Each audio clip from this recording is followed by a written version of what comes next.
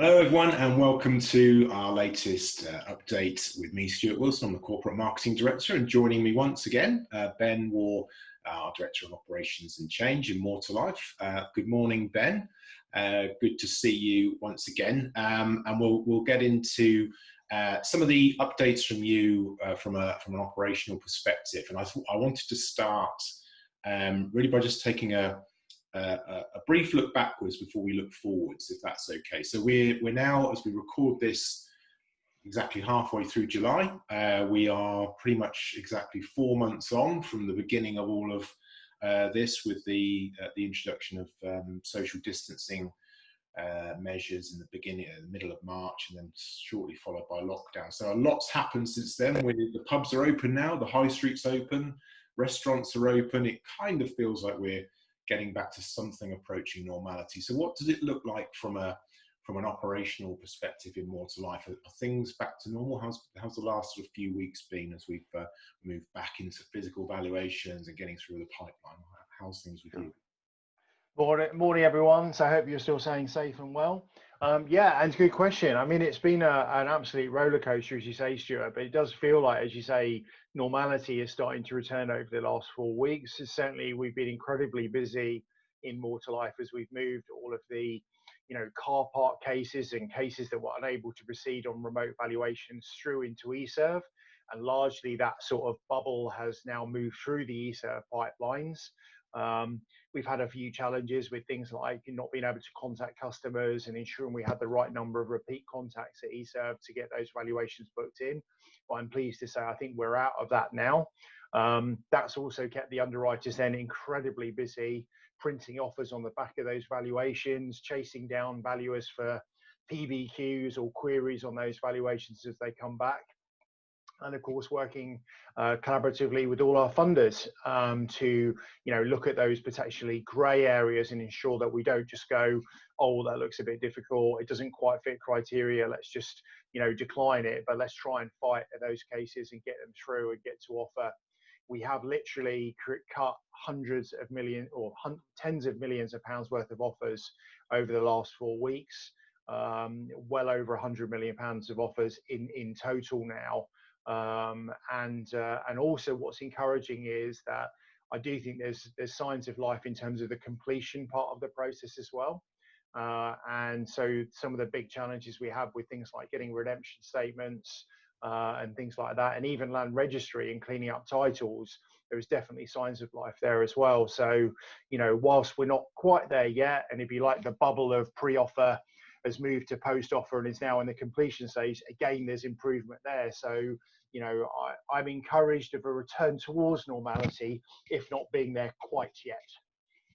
That's great. And just while we talk about sort of returning to normality, I suppose we can't count our chickens just yet.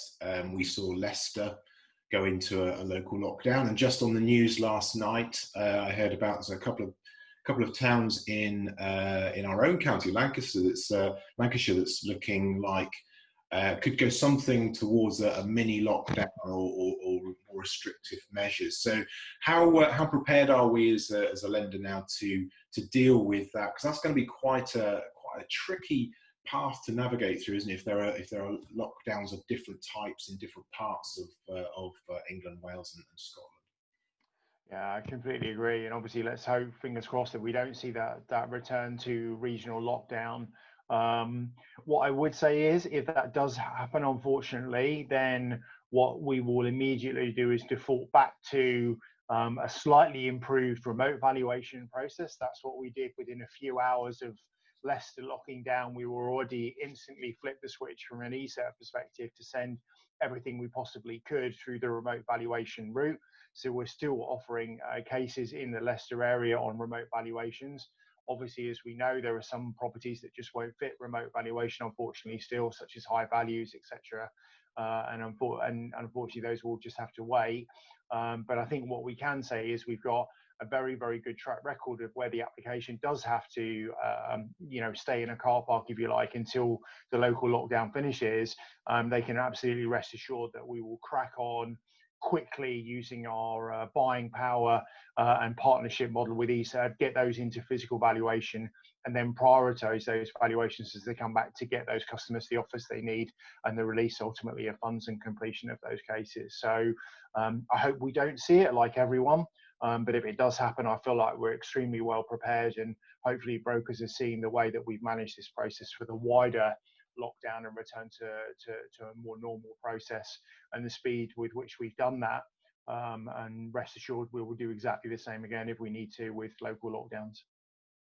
Fantastic. And local lockdown issues aside, I think one of the encouraging signs in this market, I guess, certainly in the last few weeks, it does definitely seem to feel as though there's a bit of a pickup now in inquiry volumes, in KFI volumes, in application volumes. It feels as though there's some confidence returning to the market, more advisors coming in to look at our portal and to generate KFIs. So as we look to the future, and in terms of your own view of where we go from here, are you filled with confidence? Are we as a lender, we prepared for what could be a new wave of new business coming through, and how are we going to handle this new volume of business as confidence returns to this market? Sure. Yeah, it's a great question. And I think the answer is absolutely yes. We've definitely completely agree with what you said. We've seen very, very strong volumes of new business over the last 3 or 4 weeks in particular. But despite those high business flows of new cases, we've also been able to crack through the backlog at the same time at a fair old pace of knots. So I think, I'm certainly very confident in our ability to, manage a new application very, very quickly. And there's a few things also we've learned on our way as to how we're going to be even better when we come out of this period than we were when we went into it. A good example of that I'm really pleased with is the work we've done creating a new pre-offer team. So in the same way we've always had a case handler team that chases offered cases through to completion by liaising with the customer solicitor, our solicitor, and the broker to move those cases through to completion as fast as we possibly can do. And I think we're very good at that. We've taken the same expertise and skill and learning from post-offer into pre-offer now, because what we've seen from the very big pre-offer pipelines that we've had is that where it's a vanilla case, obviously it just flies through pretty quickly, one touch from the underwriters and we're into offer, which is great for everyone. But obviously there are more complex cases where, as I said earlier, we don't want to say no and just give up on those cases. We want to fight if we need to with valuers, with funders, to get those more complex cases through. And the pre-offer team is identifying those cases that have been sat for a couple of days or need multiple pieces of information. So it's not unusual for a more complex case, for example, to have both a funder referral and a PVQ, and we may need to have a conversation with the broker, perhaps because it's been a down valuation, for example, to check the customer wants to proceed on the product they originally applied for. So normally when that's happened, sometimes what you can see is that the case just drifts around for a few days, even a few weeks, until we get all of that information back together, and then we can write the offer and get the customer the offer that they're looking for. The pre-offer team is absolutely guarding those more complex cases and chasing people up far more aggressively than we've done previously to make sure that even those stickier cases get through the pipe much faster than they would do before. What that's enabling us to do is to not only say yes faster, even on those more complex cases, but what it's also enabling us to do is to give us confidence to restart our service promise. So watch this space, because it's imminent and it will be back. And cases that don't offer in 14 days, we will pay your customer £500 on completion, and the return of that is imminent, which again, hopefully is us very much putting our money where our mouth is in terms of saying, yeah, we're back and we're ready for high volumes in new business, and we will provide a great service to you and your customers, and you can have faith in that. Other things I just call out that is going on is, we continue to do a lot of work behind the scenes with automation and robotic process automation. I think I've spoken about that a couple of times before.